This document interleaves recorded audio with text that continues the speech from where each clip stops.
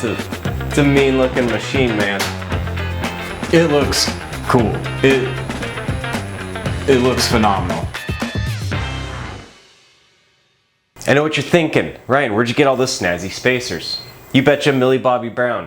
In order to prove to myself that this thing wasn't just a giant waste of money, I've gone ahead and machined out the spacers needed in order to get my spinner backplate to the appropriate spot. To know where my cowl's gonna sit, I need to know where my spinner's gonna sit. Now I got two options for that. One, I can mount the prop, not an option. Two, I can make some spacers in order to figure out where my prop and therefore my spinner is gonna be. From there, extrapolate out where the cowl needs to be. I will say it was far easier than my first foray into machining aluminum, though I still ran into some issues.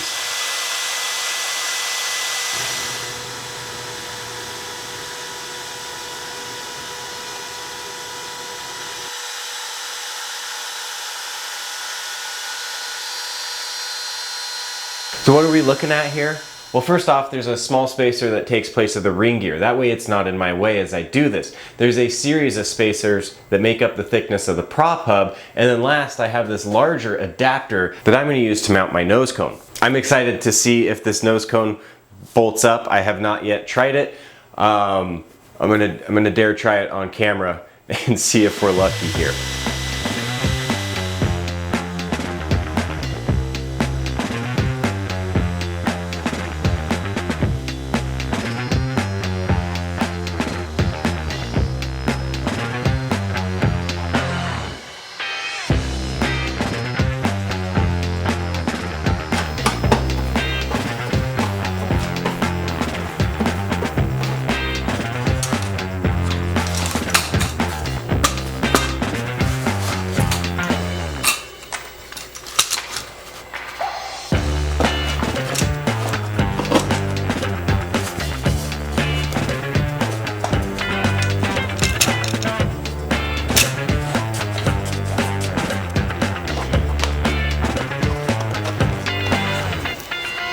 Who we kidding? Like I can help myself.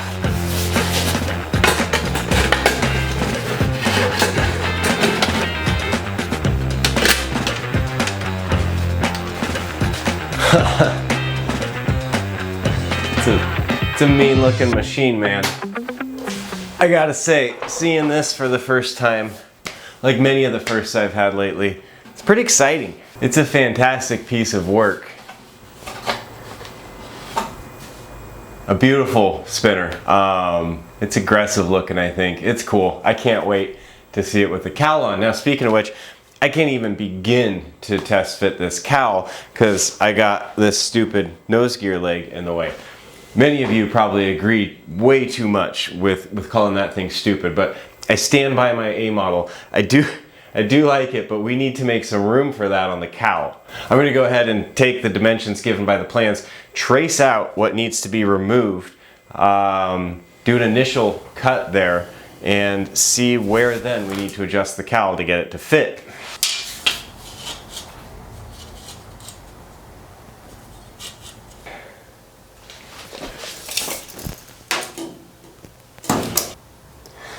I think between all of my little measurements here, I've got this thing leveled, all of this system leveled as best I can. I'm gonna do a couple more checks. Really, I'm just trying to make sure the first 15 inches of this line are on the center line of the cowl.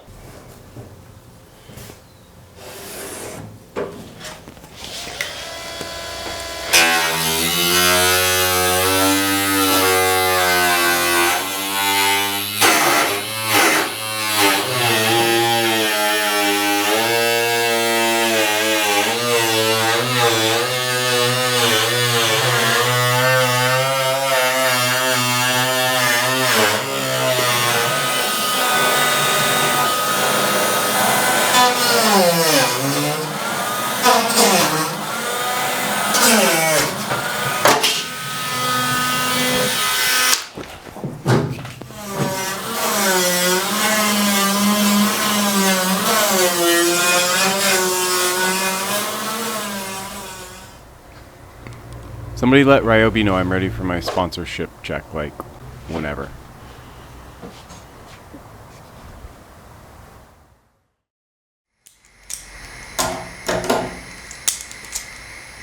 This excites me if for no other reason than the fact that I will no longer have to edit around these when making thumbnails for my videos. It's seriously a pain in the butt.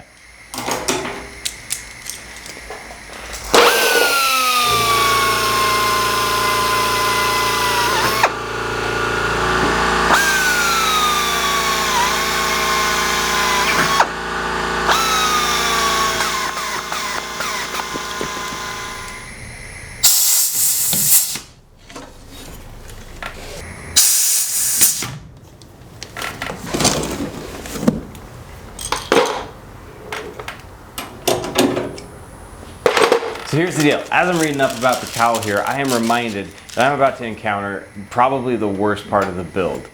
And that is the hinges and hinge pins for attaching the cowl. Now, as you saw, I just installed some. I'm not worried about those. Those are a straight shot, and they're probably actually a great use of that attachment technique. What I'm worried about are the curved ones across the top and down the sides. From what I've heard, you have zero access, and it's a source of a lot of frustration. I feel like I've already had plenty of frustration on this thing. My question is this: if you have tackled one of these before, or know of someone who has, that has approached it with one of the various other attachment techniques, I would love to hear about it. I know there's some quarter turn fasteners and other ways to approach it that seem to eliminate some of the frustration caused by the hinge pins. On the other hand, if you've done the hinge pins and you say everybody's just being a bunch of weenies, it's not really bad, love to hear about that too, because I'm trying to figure out my go forward for how to attach this cowl.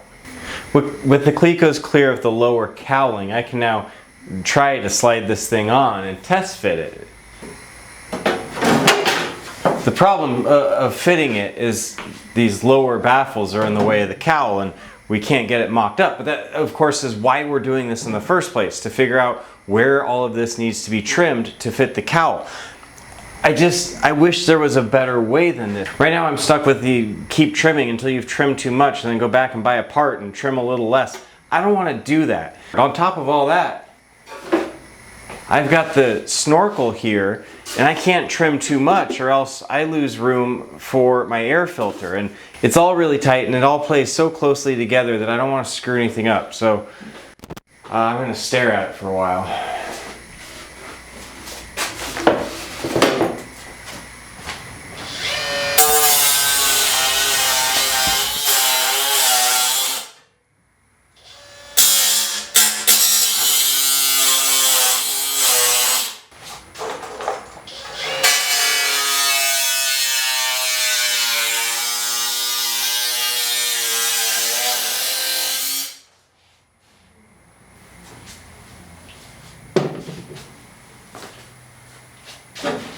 So I've wound up doing exactly what I said I didn't want to do, which I could also say about my last 3 relationships. But here it's taking off little by little in hopes that I finally get it to fit.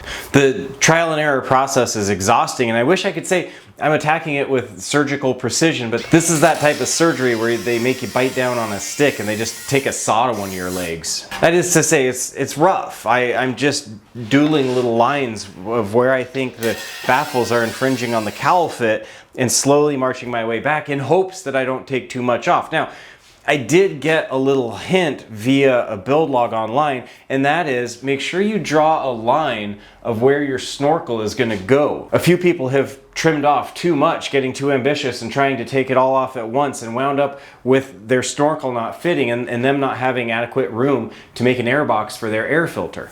I still have plenty of room up there, but I still need to take quite a bit off, and I'm at a point where now, in order to see if the bottom cowl is fitting accurately and thus I've removed everything I need to fit the top cowl. That's right, I've sort of wound up head first into installing my cowls far quicker than I anticipated. I am gonna get some initial trimming done so that I can get the top cowl to at least sit in place so that I can compare the fit of the bottom cowl and we can see if I'm anywhere close to getting these baffles to where they need to be.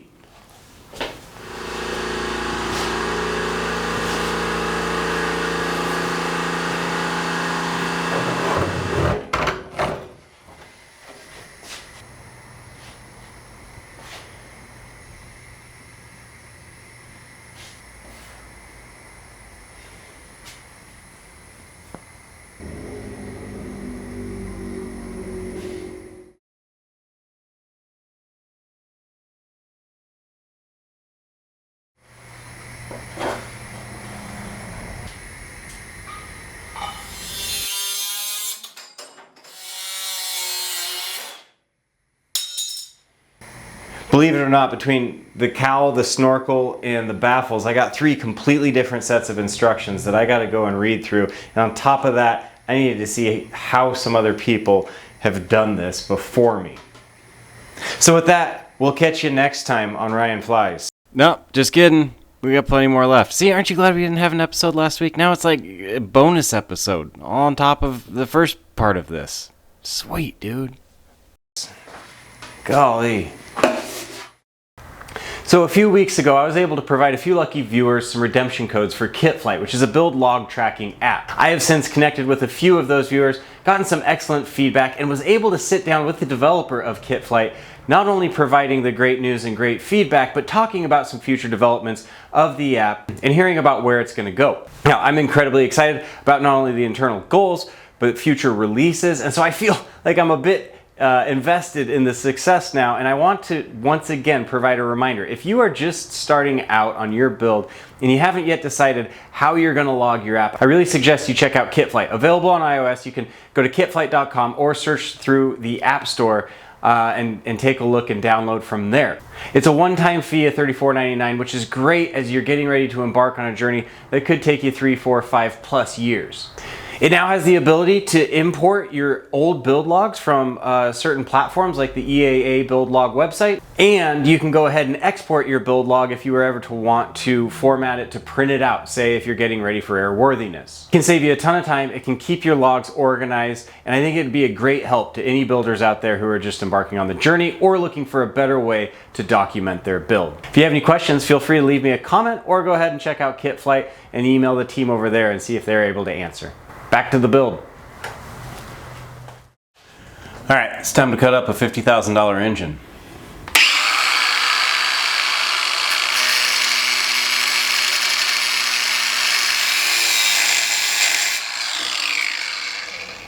I know you're probably wondering what I'm thinking, and I assure you I've thought this through reasonably well. On one hand, it is an expensive motor. On the other hand, it's actually a reasonably priced starter. So first off, to explain why we need to modify something here, it's simply that the snorkel that we're trying to fit rubs up against the lugs on the starter. So either the snorkel needs to be modified or the starter needs to be modified. And yes, I am taking an angle grinder to a $50,000 engine, but in reality, I'm actually taking an angle grinder to a $600 starter motor. And when you compare that to the $750 some odd I spent on the snorkel kit, it's actually the cheaper of the two. Now, where I put more thought is we have the ability to, we could phrase it as shed weight off the front of the engine, or alternatively, we can impede airflow by having to modify our snorkel. And when you think of it like that, well, I'm going to lose some weight off the front.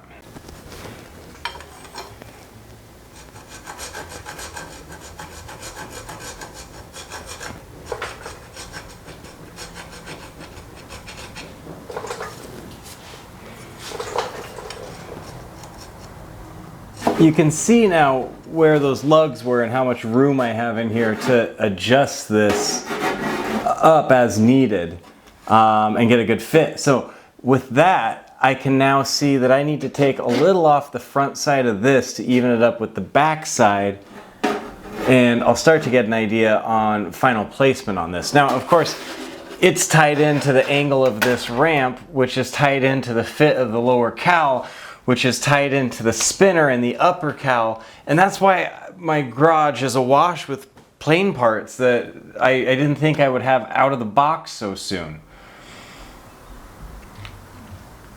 I will continue the approach that I've been taking, which is essentially just keep driving until I hit a brick wall and then switch gears and figure out what else I can unlock.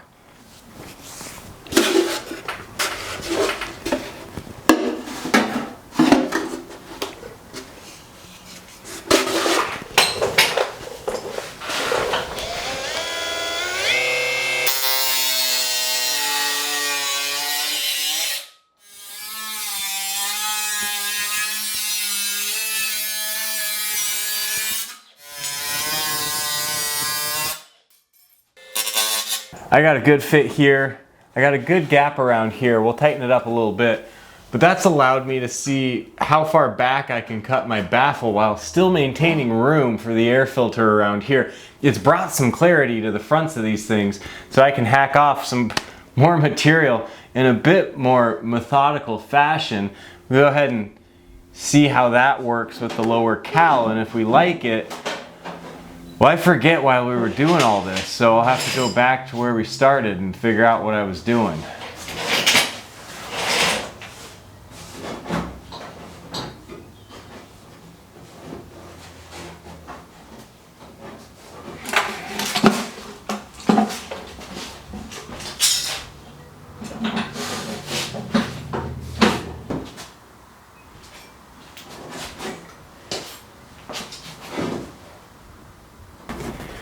It is much, much closer. Not quite there still, but much closer. Despite doing my best to avoid booby traps, I seem to have fallen into realistically one of my own.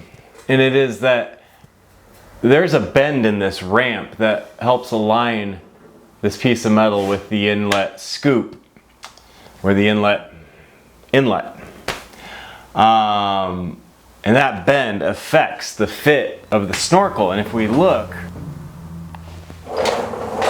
now that that bend is there, we can see I very unnecessarily cut off this corner of the snorkel. And what otherwise would have been a great out-of-the-box fit is now desperately in need of repair. It's gonna drive me nuts knowing that this could have fit and I botched it. Oh man.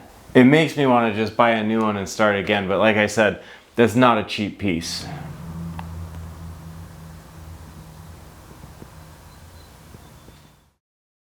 All right, time to, I guess, catch everyone up here. The last few days have really just done nothing but go straight downhill. I cut my snorkel a little too short in one corner. I decided the best approach would be to start taking more off, because somehow that made sense. At least if it's going to be too short, it'll be too short all around. And sure enough, that's what I got after some more trimming. I now have an even gap, and it somewhat fits the readjusted baffle, but the gap is too large. It breaks my heart. The last thing I want to do is add fiberglass to this piece. I know it seems relatively simple, but it's just mentally, I have a block there where I don't want to do that. To figure out if that's necessary, I need to get the baffles complete. In order to get the baffles complete, I also need to get this fit more. But ultimately, everything seems to rely on the cowl. So I've brought out the cowl, and I have started working on Get It Fit a little more in earnest, and figured if I can get the cowl to fit, then at least I know what the lay of the land looks like, what the tolerances are and the clearances need to be for both the snorkel and the baffling. I've done a few things. I've marked a lot of lines, central lines and level lines. I've got the laser out. I CNC'd a new back plate here. This should be positioned exactly where I want the front ring of that cowl. That allows me to clamp both halves to it so that I know that they're exactly level, and then I can address the rest of the fit.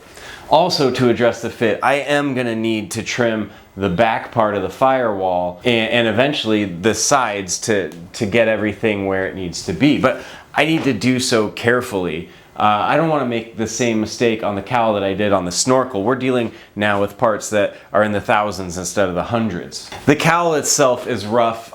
Just trying to get the two halves to fit, especially around the spinner, is just a nightmare. It's almost like this is some sort of failed team building exercise where they broke everyone into two groups that couldn't talk to each other, and each group had to make a half of the cowl. They don't seem aligned. I don't know really what's going on there, but I do know it's going to take a lot of work to get them to play nice.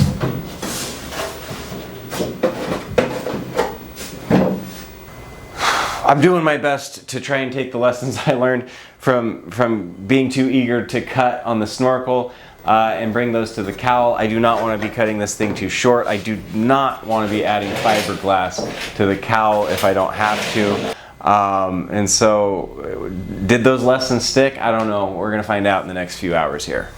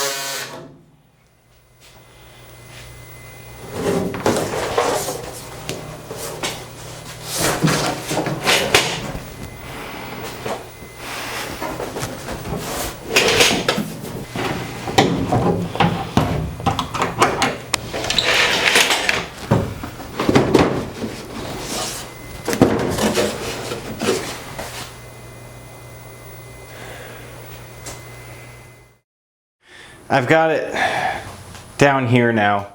My main focus is this donut in the middle. It doesn't fit worth crap. And it's all of this funky, thick, globby, poorly molded fiberglass on these overlap joints. That's where they tell you to start. They tell you to start with this, and then everything else prevents you from getting to here. But now that I've finally carved away everything that was preventing the fit here, I can kind of see, okay, yeah, this fit needs work too. It's ugly stuff, man.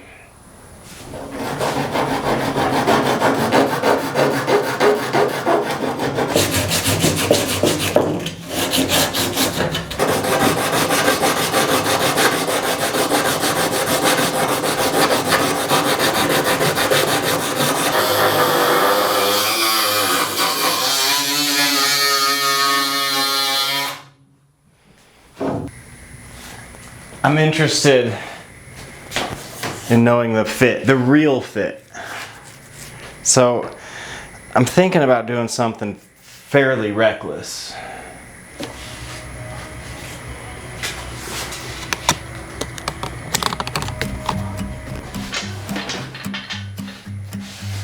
These hands of mine have got some stories to tell. Seen parts of heaven and a whole lot of hell. I swear this is slightly more planned out and coordinated than it looks. Ah, what the heck. We're gonna fast forward through a lot of this. It's painful. That night, I met a girl with golden hair and green eyes. Fell in love on the outskirts of town. Hung my hat, figured I'd stick around. Hey, the part of me that longs. For better or worse, the prop is on the plane. And it took forever, and every ounce of strength and stamina I had. Not so much strength, it was supported, but it was a lot of contorting and twisting, and it just took for stinking ever. I wanted to be sure that with the prop on the plane I had clearance. I did pretty decent calculations on my spacer, but with everything else that I've misstepped on lately, I just didn't fully trust myself, and I thought better safe than sorry. Let's check it for real. Turns out I didn't need to. It's beautiful. It has an even gap. It has the perfect size gap that I was aiming for. I really nailed it on this one. And as I fine-tune the cowl and get it fitting perfectly, I think it's just going to come closer and closer to perfect around the spinner. But it's good to know that it's going to fit, and I'm not going to get the cowl on and be way too far to be able to make any adjustments and then go fit the prop and realize that I made a miscalculation somewhere. That would be awful. It looks cool. It looks phenomenal. It looks mean. I'm blown away. I wish I could leave it on, but unfortunately it's just going to be in the way when I finish this cowl. So in the next day or so, I think it's going to have to come back down and go back into storage. But I'm gonna stare at it for a while. I needed a win, and I certainly got myself one here. There was a man who ran that whole damn town. He thought he owned her and that they'd settle down. Took her back with a Colt 44. I loaded up and I am not foolish enough to say that the cowl is almost done. It feels like it is, but I know better than that. I will say, though, with confidence, a lot of the hard work is behind me. It's been an incredibly long day. I'm happy to put it to bed here and call this one a wrap. One of the big items on my list is figuring out how I'm going to attach this dang thing. It's right now held on by Clecos and temporary sheet metal tabs. But that's for a different day and a different video. I will catch you next time. I think I should have things planned out by then. Until then, I want to thank everyone. Thank you for your patience on this one. It took a while to get it out, but I think it's a good one. If you want to see me finish up this cowl and this plane, make sure you are subscribed. If you want to keep me motivated, go ahead and hit that like button, share it with a friend, and we'll catch you next time on Ryan Flies. Sometimes it takes a woman to end a man.